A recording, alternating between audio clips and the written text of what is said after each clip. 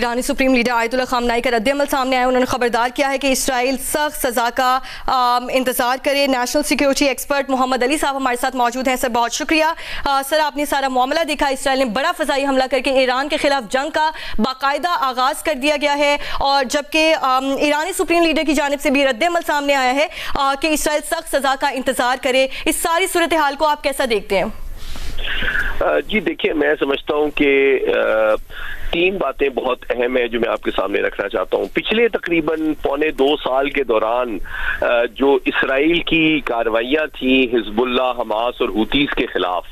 मैं समझता हूँ वो आज की फैसला कुन ईरान के खिलाफ कार्रवाई की तैयारी का हिस्सा थी। पहली बात, ताकि ईरान की जो हिमायत याफ्ता मुताहरिब तंजीमें हैं उनको इतना कमज़ोर कर दिया जाए कि जब फैसला कुन कार्रवाई इसराइल ईरान की फौजी, एटमी तवानाई की क़यादत और तनसीबात के खिलाफ करे तो फिर ईरान को तन्हा ये जंग लड़नी पड़े, और इसकी जो हलीफ तंजीमें हैं उनको इतना कमज़ोर कर दिया जाए कि वो बहुत मौसर एतबार से इसराइल के खिलाफ कार्रवाई ना कर सकें। ये इसराइल की हिकमत अमली पिछले 1.25 साल से आपको नजर आ रही थी कि ये सारी तैयारी आज के काम के लिए थी। दूसरी बात जो बहुत इंपॉर्टेंट है कि वो किन अहदाफ का चुनाव किया है और मकासद क्या है इसराइल की इस जंग के। उन्होंने सिर्फ एटमी साइंसदानों और एटमी तनसीबात को निशाना नहीं बनाया है। इससे ये साबित होता है कि इसराइल का वाहिद मकसद ईरान के एटमी प्रोग्राम को नुकसान पहुंचाना नहीं था, बल्कि उन्होंने जो पासदाराने इनकलाब की और अल-कुद्स ब्रिगेड की क़यादत है उसको भी निशाना बनाया है, जो कि आप जानते हैं कि ईरान के निज़ाम में उनकी नज़रियाती क़यादत को आंसरेबल होते हैं। तो ये इससे साबित वाज़ेह तौर पे हो जाता है कि इसराइल के मकासद न सिर्फ ईरान की एटमी सलाहियत को तबाह करना, बल्कि उनके सियासी और नजरियाती निज़ाम और ढांचे को भी कमजोर करना है। इसीलिए आप देखें कि आयतुल्लाह खामेनेई का ये जो बयान है, इससे थोड़ी देर पहले सरकारी सतह पे ये बयानात जारी किए गए ईरान से कि जी हमारी सियासी क़यादत, हमारी नजरियाती क़यादत महफूज है, क्योंकि ईरान की क़यादत को अब 3 महाजों पे ये जंग लड़ना होगी। एक तो दिफाई महाज है कि उन्होंने इसराइल के खिलाफ कोई मौसर दिफाई कार्रवाई करनी है। दूसरा महाज अपनी अवाम और सियासी महाज भी है कि उनको भी यकीन दिलाना है कि इतने अहम चोटी के मिलिट्री लीडर्स और साइंसदानों की शहादत के बाद भी उनका मौजूदा सियासी ढांचा और निज़ाम मौसर भी है, वो मुल्क का दिफा भी कर सकता है और अवाम और उनकी सरजमीन को प्रोटेक्ट भी कर सकता है। उन्होंने अवाम को भी ये यकीन दिलाना है। और तीसरा महाज यकीनी तौर पे सफारती है, जो सबसे मुश्किल है ईरान के लिए कि जनाब उसने इस जाहिलियत के हवाले से दुनिया में आवाज़ उठानी होगी। तो मैं समझता हूँ कि इस वक्त ईरान के लिए ये बहुत फैसला कुन मोड़ है, न सिर्फ उनकी क़यादत और सियासी निज़ाम के लिए बल्कि कौमी सलामती के लिए भी। अभी जो बयान उनकी नज़रियाती क़यादत की जानिब से दिया गया है उसकी भी 3 ऑडियंसेस हैं। एक ऑडियंस यकीनी तौर पे इसराइल है कि जनाब आपको इसकी कीमत चुकानी होगी, लेकिन दूसरी ऑडियंस उनकी अपनी अवाम भी है कि उनको ये अशोर किया जा रहा है कि मौजूदा सियासी, दिफाई और सियासी निज़ाम और क़यादत जो है वो मुल्क के दिफा की सलाहियत और अहलियत रखती है। इसलिए कि आप देखें कि ऑलरेडी इसराइल की तरफ से जो इंफॉर्मेशन वॉरफेयर इस टाइम पे की जा रही है उसका मकसद ये है कि ईरान की सियासी और नजरियाती क़यादत को अवाम में आइसोलेट किया जाए, उनकी सपोर्ट को कमजोर किया जाए और उनकी अवाम को जो कि माशी पाबंदियों के तहत बहुत अरसे से पिसी हुई थी, उनको उभारा जाए सियासी और सफारती और नजरियाती क़यादत के खिलाफ। तो इसराइल की जो हिकमत अमली है वो 3 एतबार से बहुत समझना जरूरी है। एक यानी कि उनकी एटमी सलाहियत को तबाह किया जाए, दूसरा उनके کہ داخلی سطح پہ سیاسی اور نظریاتی قیادت پہ دباؤ ڈالا جائے، اور تیسرا کہ علاقے کے اندر، خطے کے اندر ان کی جو متحارب حمایت یافتہ حلیف تنظیمیں ہیں ان کو بھی کمزور کیا جائے۔ تو میں سمجھتا ہوں پچھلے پونے 2 سال میں انہوں نے ان کی جو متحارب حمایت یافتہ تنظیمیں تھیں، حماس، ہوتی اور حزب اللہ، ان کو تو کافی نقصان پہنچایا تھا۔ تو اب آج جو فیصلہ کن کارروائی کی گئی ہے اس کے بعد اب دیکھنا یہ ہے کہ ایران جو ہے وہ کس نوعیت کی کارروائی کرتا ہے، کیونکہ دیکھیں حقیقت یہ ہے کہ ایران نے دعوے کیے، پہلے بھی جو کشیدگی ہوئی بڑے پیمانے پہ انہوں نے ڈرون اور میزائل تو داغے، جس سے ایران کی صلاحیت اور اہلیت اور ارادے کا تو اظہار ہوا، لیکن یہ بھی ایک حقیقت ہے کہ اسرائیل چونکہ ایک چھوٹا سا ملک ہے جس کے بہت جدید ہتھیار اور multi Laird 4 Laird missile defence system ہے، جس میں آؤٹر لیئر جو ہے وہ امریکی تھارڈ میزائل ہے، تھرڈ لیئر باراک 8 ہے، تھرڈ لیئر جو ہے وہ آئرن ڈوم ہے، اور فورتھ لیئر ڈیوڈ سلنگ ہے۔ تو ان چاروں میزائل ڈیفنس کی موسٹ ایڈوانسڈ جو تہیں ہیں، کیا ان کو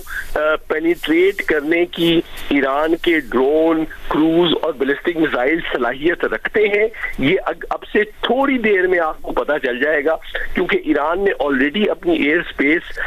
سویلین ٹریفک کے لیے بند کر دی ہے، اور انٹرنیشنل نوٹین یعنی کہ نوٹیفیکیشن ایشو کر دیا ہے، جو کہ اس بات کا ثبوت اور اعلان ہے کہ وہ دنیا کی انٹرنیشنل جو سویلین فلائٹس ہیں ان کو کسی حادثے سے محفوظ رکھنا چاہتے ہیں اس وقت جبکہ ان کی جانب سے میزائلز اور ڈرونز بڑے پیمانے پہ لانچ کیے جائیں۔ تو میں سمجھتا ہوں کہ اب سے چند منٹوں اور گھنٹوں کے اندر ایران کی جانب سے میزائلز اور ڈرون کا استعمال سامنے آئے گا، لیکن سب سے امپورٹنٹ بات جو ہے اس میں یہ ہے کہ مارکو روبیو کا جو بیان صبح آیا تھا کہ یہ اسرائیل کی یک طرفہ کارروائی ہے، اس میں ایران کے لیے بڑا محتاط اور امپورٹنٹ اسٹریٹجک سگنل اور میسج یہ تھا کہ جناب آپ اگر یہ یک طرفہ کارروائی اسرائیل کی ہے تو آپ اپنی جوابی کارروائی میں اہداف کا چناؤ اسرائیل تک محدود رکھیں، اور امریکی مفادات، بیسز اور انویسٹمنٹس جو اس مڈل ایسٹ میں ہیں اس کو ٹارگٹ نہ کریں۔ اور میں سمجھتا ہوں کہ ایران بھی شاید امریکی مفادات پہ براہ راست پہلے راؤنڈ آف انگیجمنٹ میں حملہ نہ کرے، کیونکہ وہ اپنے حکمت عملی کے تحت تمام تر اپنے جو پتے اور آپشنز ہیں وہ پہلے راؤنڈ میں ایگزاسٹ کرنا شاید مناسب خیال نہ کرے۔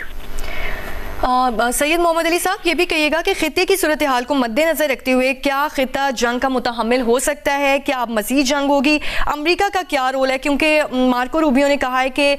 یہ جو اسرائیل کی جانب سے حملہ کیا گیا ہے وہ یک طرفہ کارروائی ہے۔ دیکھیے امریکہ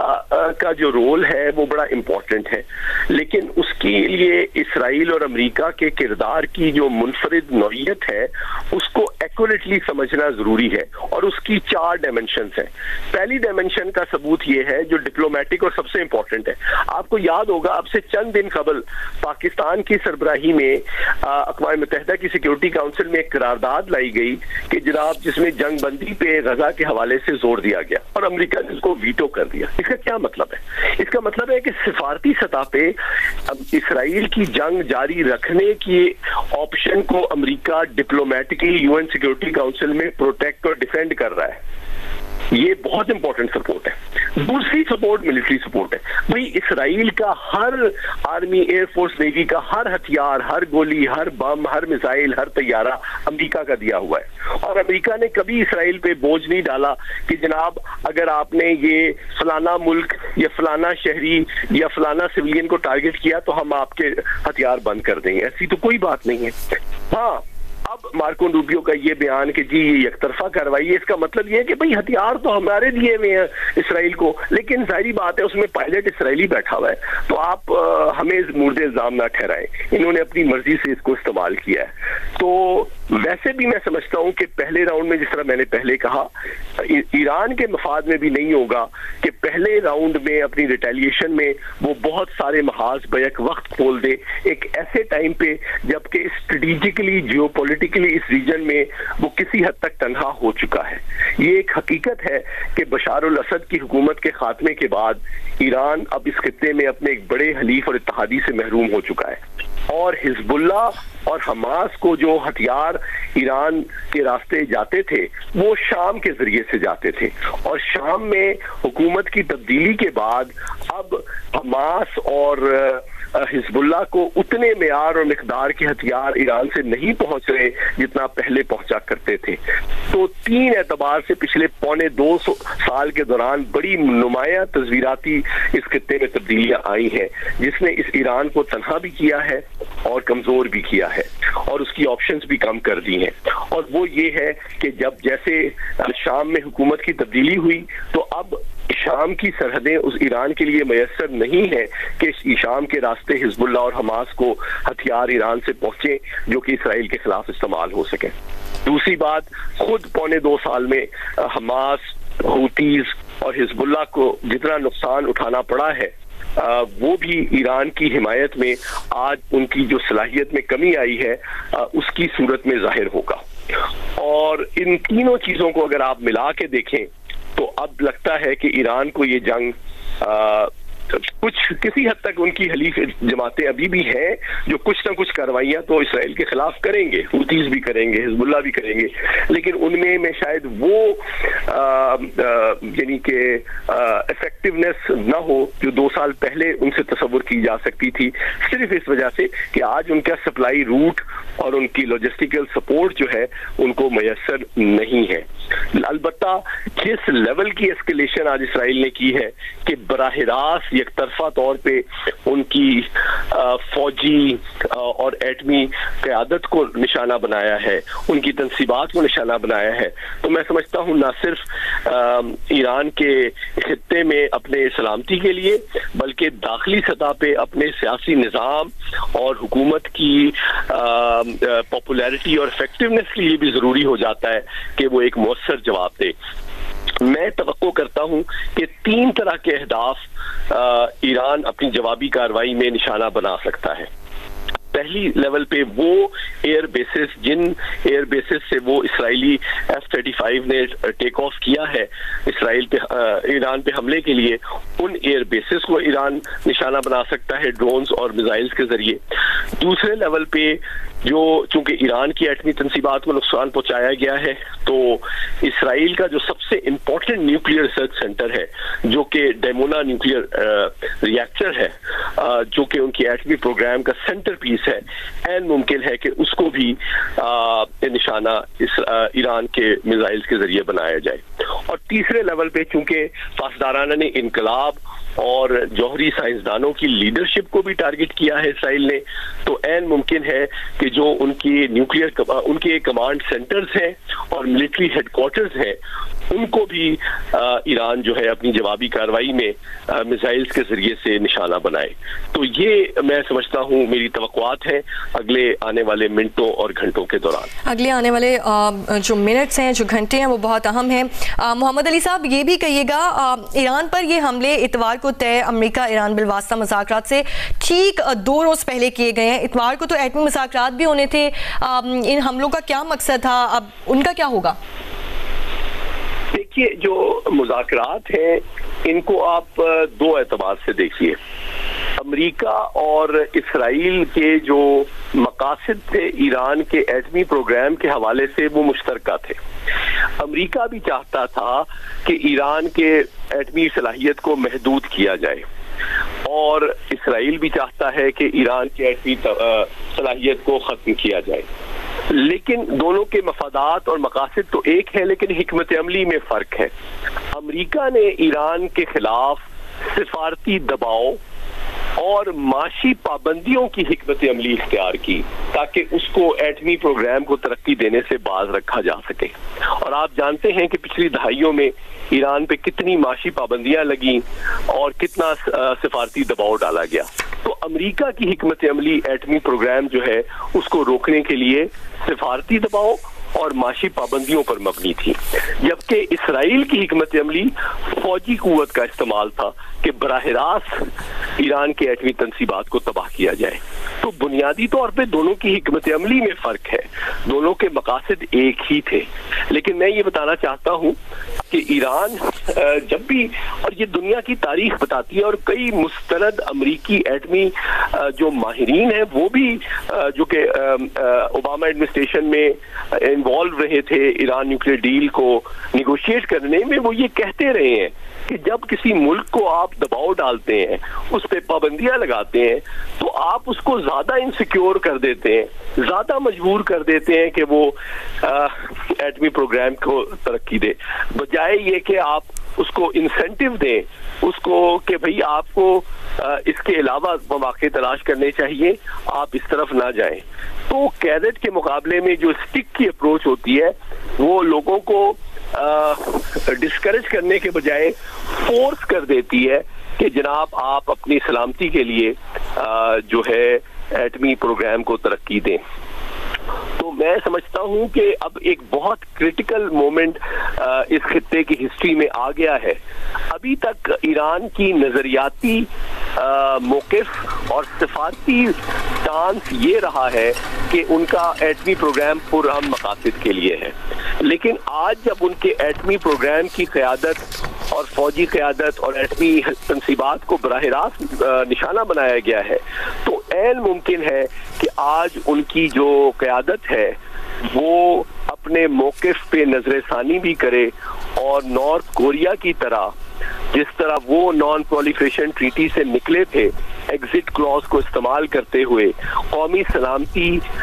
کو درپیش چیلنجز اور براہ راست خطرات کے پیش نظر اس کو پرفیکٹ ریزن یا جسٹیفیکیشن کے طور پہ استعمال کرے کہ جناب اب ہماری مجبوری ہو گئی ہے قومی سلامتی کے لیے کہ ہم ایٹمی ٹیکنالوجی کو قومی سلامتی کے لیے ایک ایٹمی ہتھیار کے طور پہ ڈیولپ کریں، اور عین ممکن ہے کہ وہ اپنی پالیسی کو چینج کریں اور وہ اس طرف جائیں جس کے